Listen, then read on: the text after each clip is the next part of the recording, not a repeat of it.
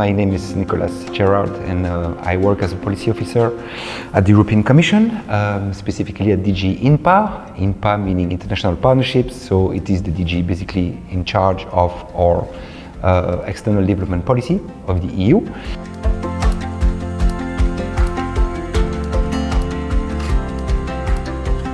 The conference is the third edition that we organize in the context of a program that we have launched quite a few years ago already, back in 2018, which is called Partnerships for Sustainable Cities, which was actually the kind of a pilot program of the DG INTPA in the field of decentralized cooperation and city-to-city partnerships.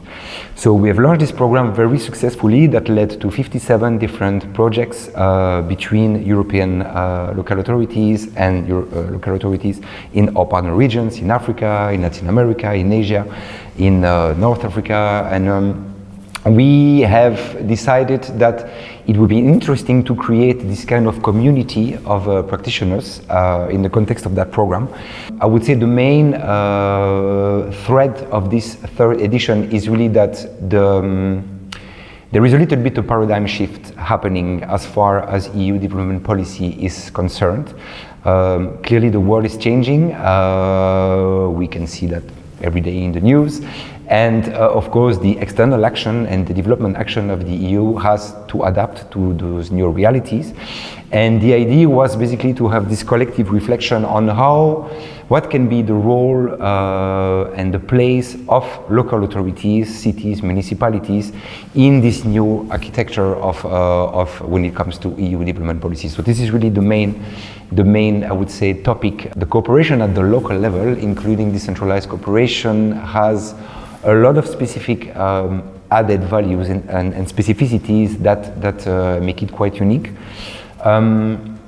First, the fact that it's generally people working together on very concrete topics and sharing experiences, sharing practices on very concrete stuff that are challenges, shared challenges, both for the partners in Europe and the partners in our partner countries. Very often those partnerships are built on trust and sometimes rooted in a very long time relationship. For example, we had the example of Pemba and Reggio Emilia, which is dated from more than 50 years, if I'm not mistaken. So it really shows that those partnerships are built on time. Another clear, unique feature, I would say, is the fact that it allows sometimes to experiment and test kind of innovative approaches at a relatively low scale, but then if it works, of course, those experiments can eventually be scaled up afterwards. And I would say also that it very often allows to adopt very participatory approaches, which involve a lot of different actors beyond local authorities, including local communities and citizens. So this kind of participatory governance, participatory approach is very much at the heart of, I would say, decentralized cooperation.